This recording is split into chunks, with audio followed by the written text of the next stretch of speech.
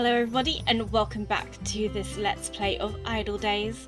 In the last episode we were introduced to our main character who is a talent agency worker, kind of low ranks, and his job is to search out the next big talent, but he's not very good at it. We also find a delinquent girl who is the granddaughter of one of the biggest sponsors of the agency who's come into work. And our character is supposed to be the training supervisor, and they had a bit of a run-in on the first day of inappropriate things. So let's see if the inappropriateness continues. So it's been several days since Tsubaki came to our agency. She's much more cut out for office work than I expected, so she's already settled right into the job without any kind of training from me. There's just one thing bothering me. Even though Tsubaki is working at an idol agency, she doesn't seem to think very highly of the idol profession itself. After all, she did reject me pretty forcibly when I tried to scout her. I'm sure she must have some reason, but I can't exactly bring it up. Oh yeah, so our guy has basically heard her singing in the park and wanted to recruit her, and she was like, no, she doesn't see the point. Seeing as we're working together, I wanted her to become a bit more invested in idols. Still, I can't exactly force her into anything. I already know she's not a bad person, but there's no denying that she's violent and quick to pick a fight. If I go getting careless and saying too much again like before, she might send another one of those knockout body blows my way, and next time I might actually end up dead. I should just give up. It's pointless. I like his little apartment here. It's nice. It's simple. Come to this decision, I open the door to my apartment and go out to buy dinner. Pretty. Today's dinner is a convenience store, onigiri and some sides, huh? Same old, but then again, when was the last time I had a home-cooked meal? Ever since I started living alone, I mostly scrape by through a combination of eating out or picking something up at the convenience store. Outside of work, there has been times when I felt a lonely kind of emptiness in my day-to-day life. Things might be a little more exciting if I got a girlfriend, though. As if I had time for that with how busy I am at work. I'm walking around Akihabara at night, murmuring these things to myself when I hear,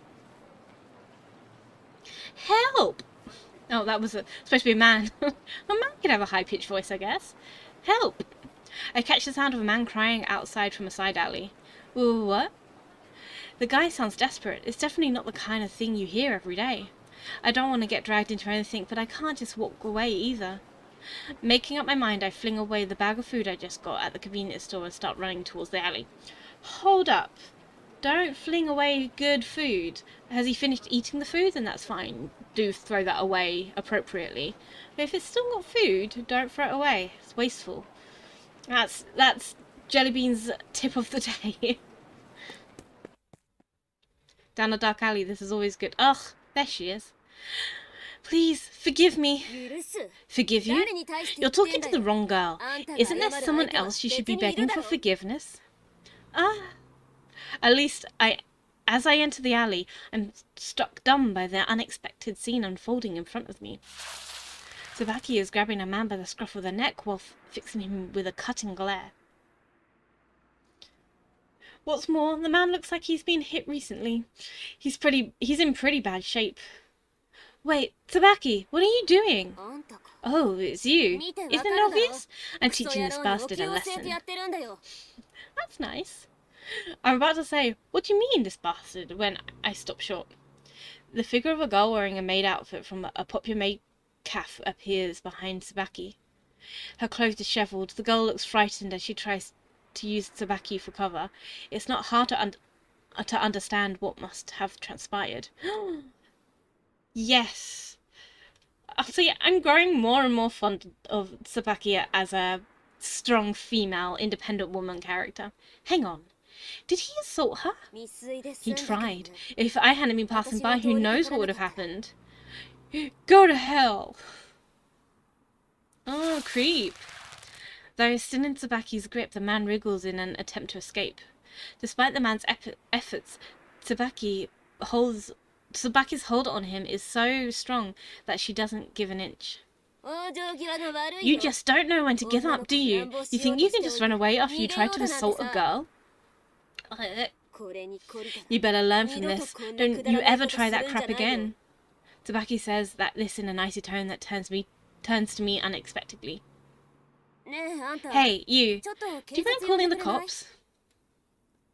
See, okay, I like this game even more now. Sensible. You can threaten someone, but then make sure you do call the cops. Get a statement down. Huh? I went ahead and knocked him around, but he should probably get punished properly. That definitely seems like the best course of action. Flustered, I whip out my smartphone and call the police. After, Tsubaki continues restraining the man as we wait for the police to arrive at the alley.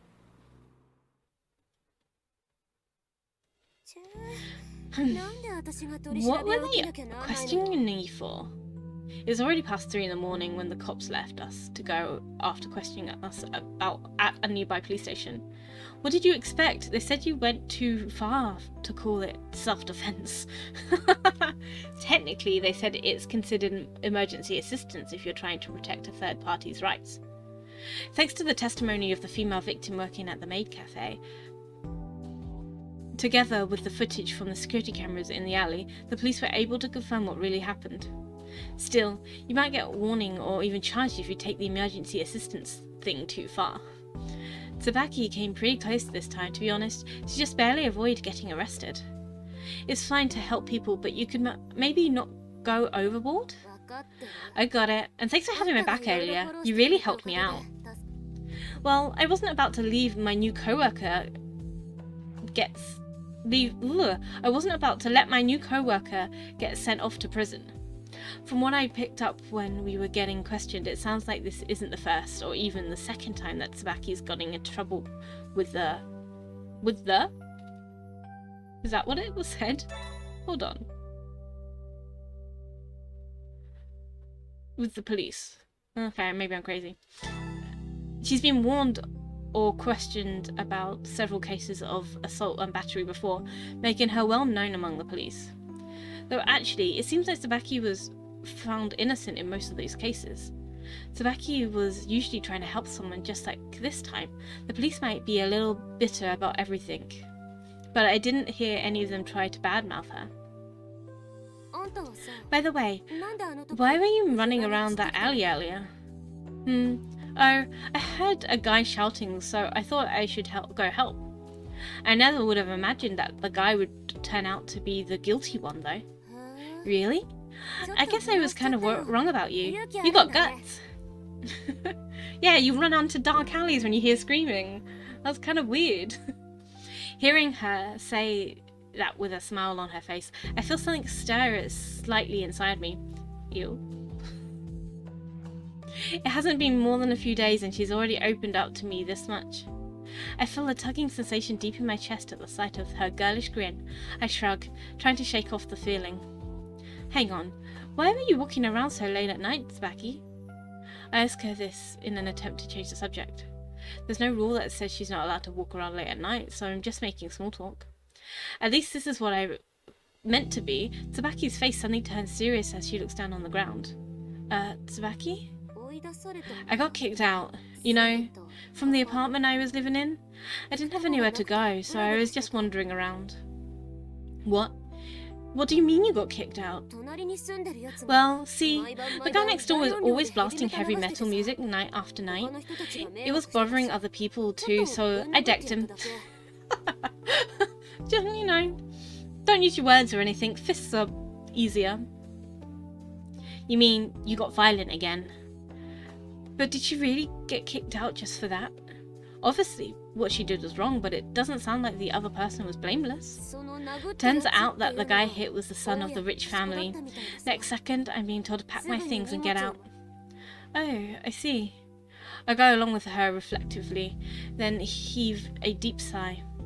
I guess she just keeps resorting to violence over and over like this. That must be why her grandfather stepped in to get her a job. He must be worried about her. Hey, Tsubaki, where'd you leave your stuff? I've not headed anywhere special, so I just left it all in the park where I met you. You mean you're totally homeless? Tsubaki might be able to handle herself in a fight, but who knows what could happen if she's living like a homeless person. I know I have to do something, so I make a suggestion. Why don't you stay at my place? Why don't you ask your grandfather for help? It's a bit forward to ask, why don't you just come stay at my place? But will she be offended if I ask her, why don't you ask your grandfather for help? Oh. No. Hold on. I'm gonna go ask you. I don't want to be too forward at the beginning. You can tell I'm female. I don't want to. I don't want it to make suggestions. Or should I do? Oh, I don't know. Oh, I'll do it. Okay, no. Ask your grandfather. So I was thinking, how about asking your grandfather for help? As I put this out there, I mentally congratulate myself for coming up with such a good idea. He's the type of doting grandfather who makes his granddaughter take a letter to her training supervisor on her first day of work asking him to look after her, so I'm sure he'll be willing to help. It would also save me worrying, and Tsubaki would be able to get advice from someone she trusts. Is this a perfect plan or what? As I'm thinking this, Tsubaki shakes her head in a gesture of flat-out refusal. You gotta be kidding me! As if I could do that. But why not? It seems like the safest option to me. If I tell him I got kicked out of the apartment, he'll just worry. Oh, bless her. He's the one person I don't want worrying about me. It looks like her grandfather is pretty important to her. I could definitely understand not wanting to pose on someone you really like or not wanting to worry about them. Okay, then how about your parents? Maybe you could ask them? That's definitely not gonna happen. For all I've seen of Tsubaki up to now, this is her strongest show of refusal. There are obviously some issues between her and her parents. I'm not about to go butting in on her private life, so for a moment I simply watch her from the side. Then, what are you going to do? You don't have anywhere to go, right?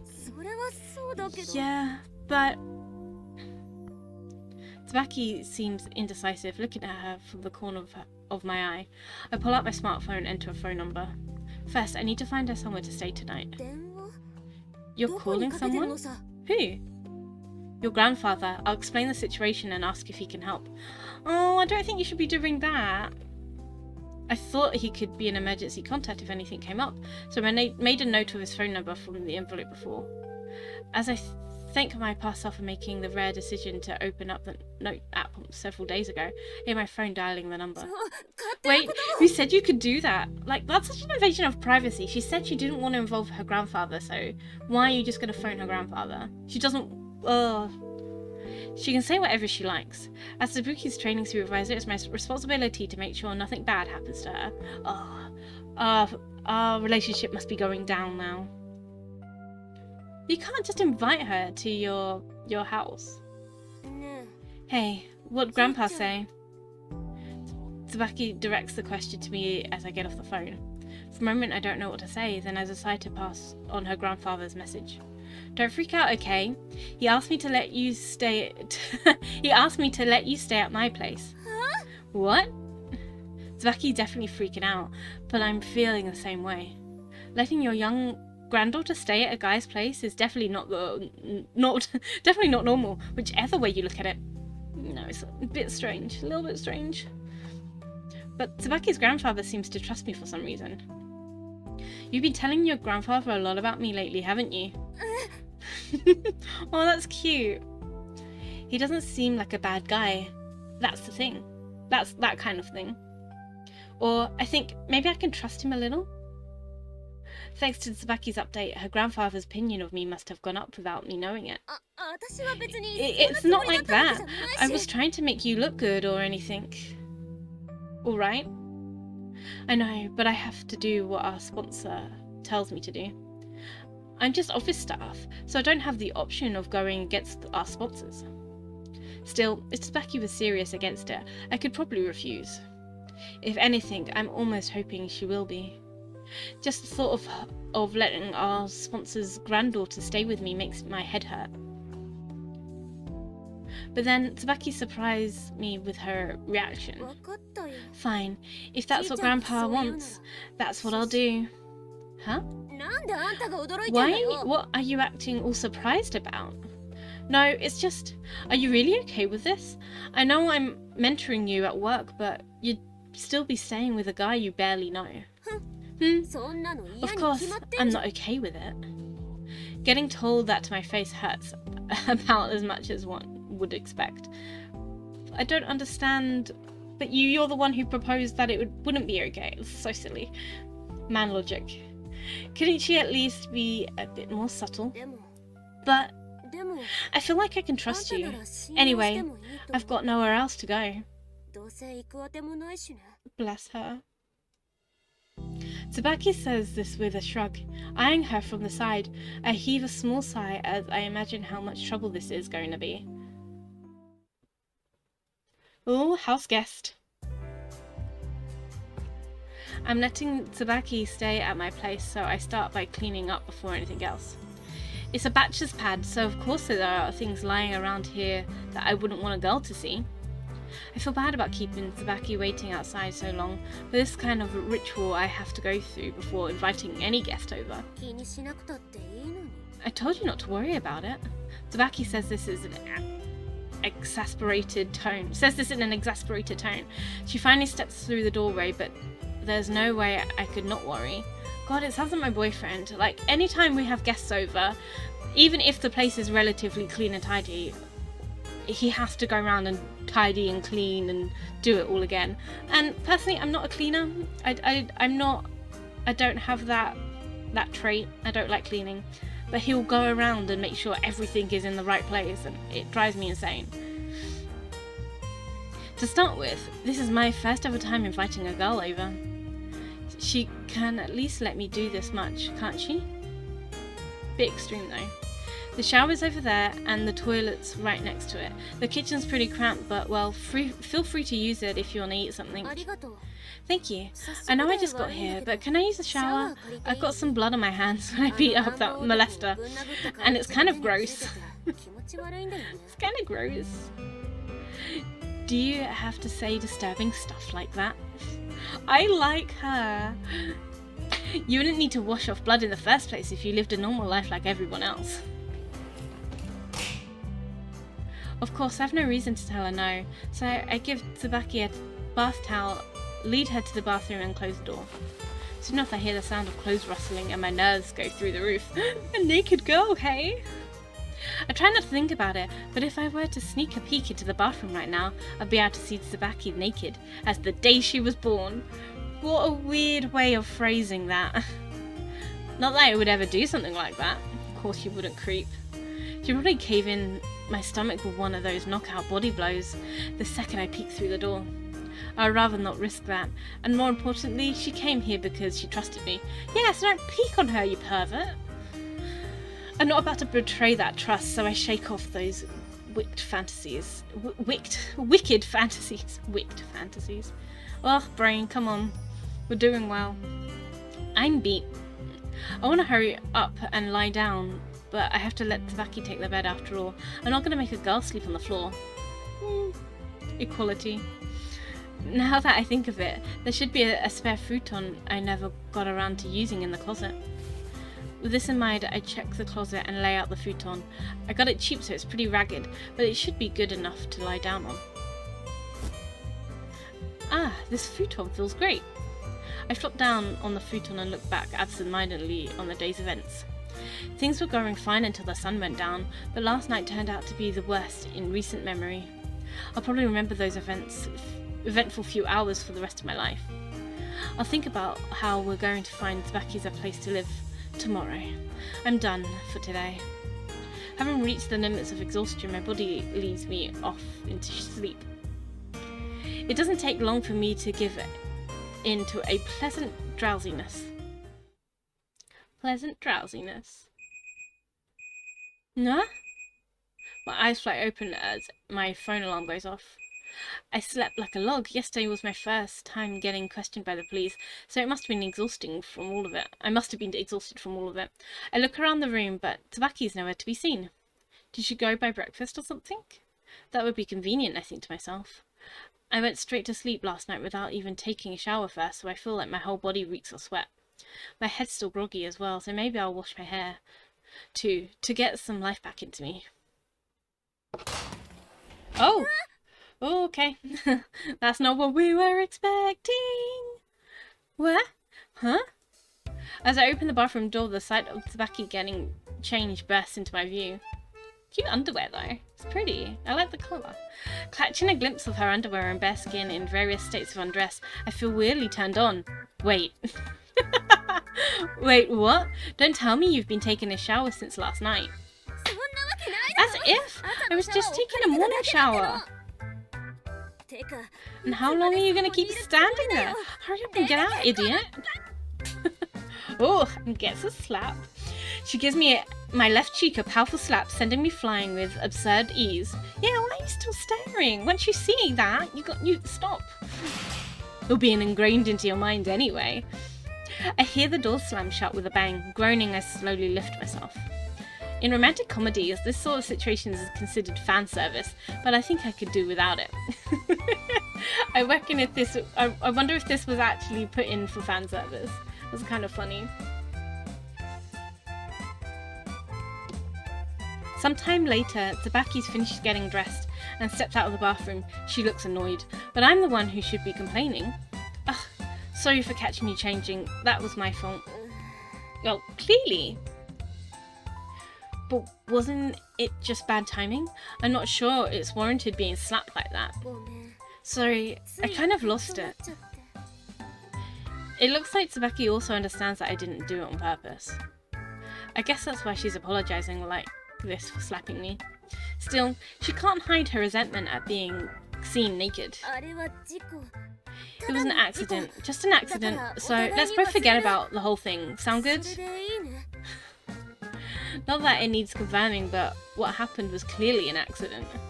Though, even if she does tell me to forget it, I doubt I'll be able to get that image of Tsubaki's smooth skin out of my head so easily.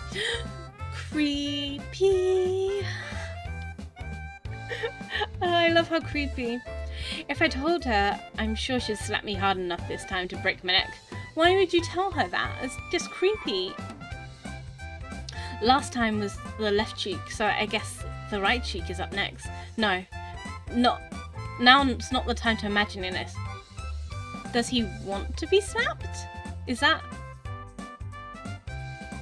okay? All right, I'll forget about it. Let's try to put this incident behind us. That would help. But I do feel pretty bad about what I did to you. Also, thank you for letting me use the bed. I'm grateful. My eyes widened silently at the sight of her gentle smile. I've seen Tsubaki smile before, but this might be the first time seeing such a tender expression on her face. Realizing once again that she's beautiful enough to become a top idol, I feel my heart thumping with agitation. Ooh, what's wrong? You just went all quiet just now. Oh, no, it's nothing. But judging by how you slapped me earlier and everything, I'm guessing you must be pretty good in a fight.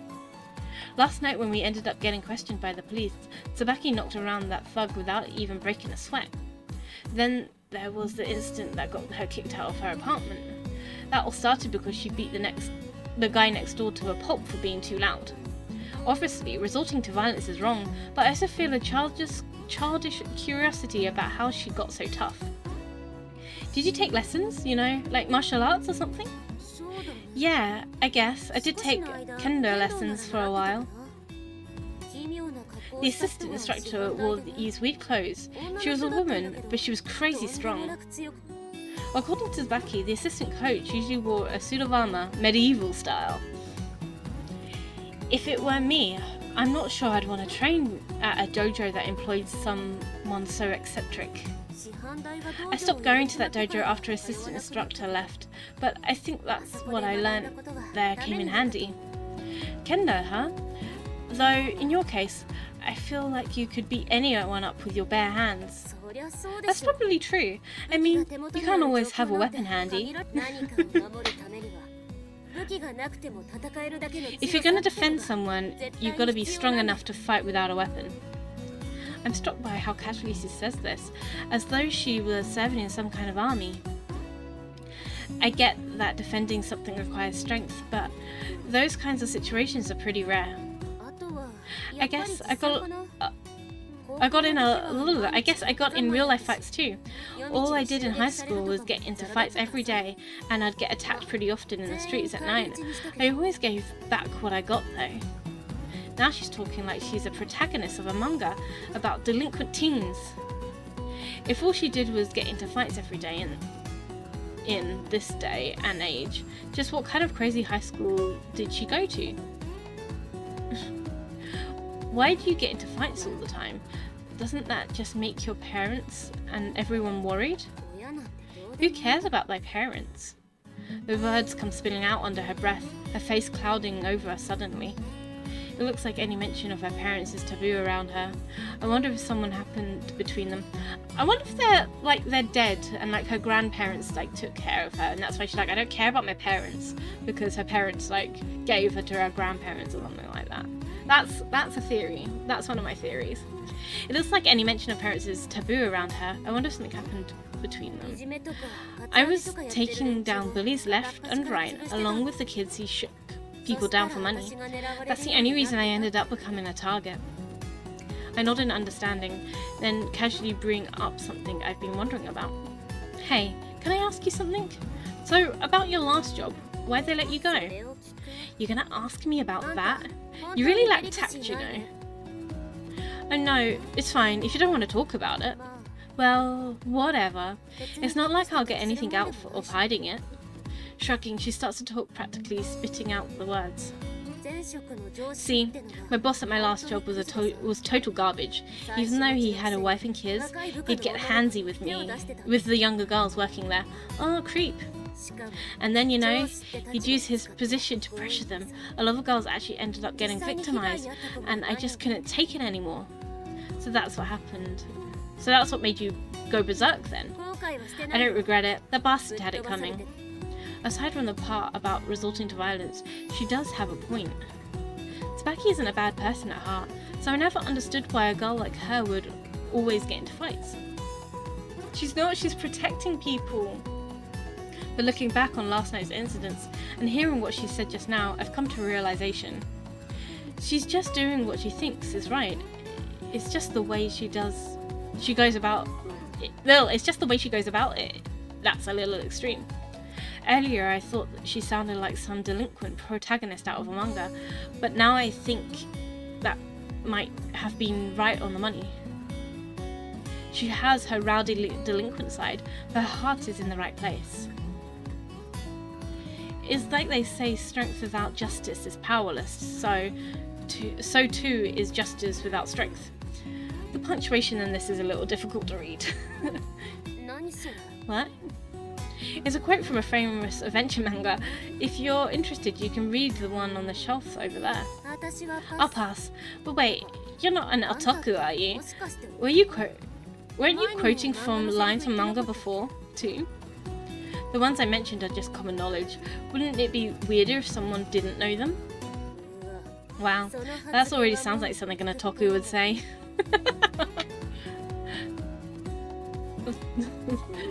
Tsubaki spoils the effect of this barge jab by smiling. Otakus are funny. The obsession. I think getting questioned by the police together might have brought us a bit closer. Though, it could just be me who thinks that.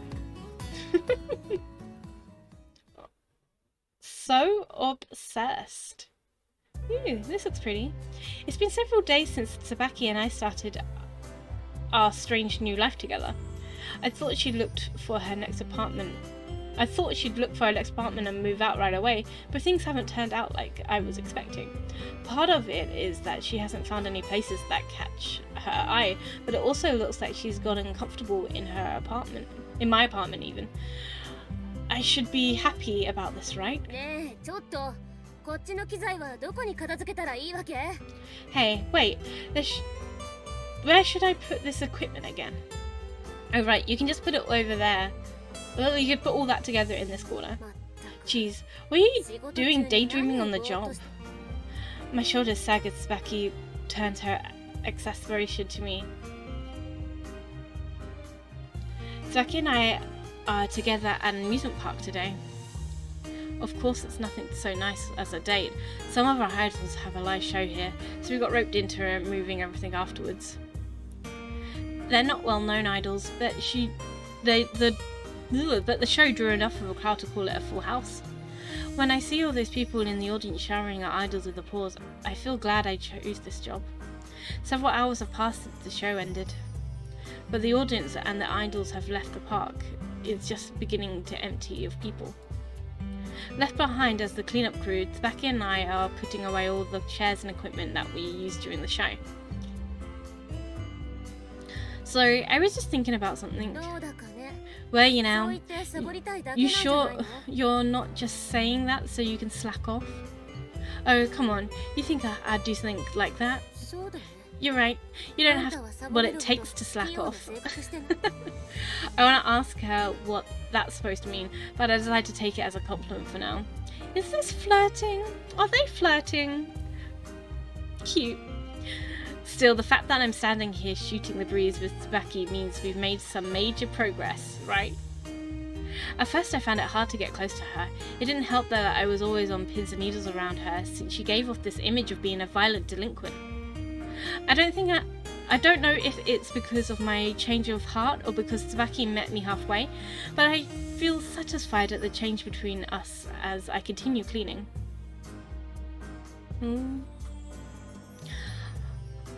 On that note, I think I'm going to end this episode here. Thank you so much for watching. Don't forget to like and subscribe and leave a comment down below of what your favourite part of this episode was. And I'll catch you in the next episode to see what happens next. Thank you so much for watching. Bye.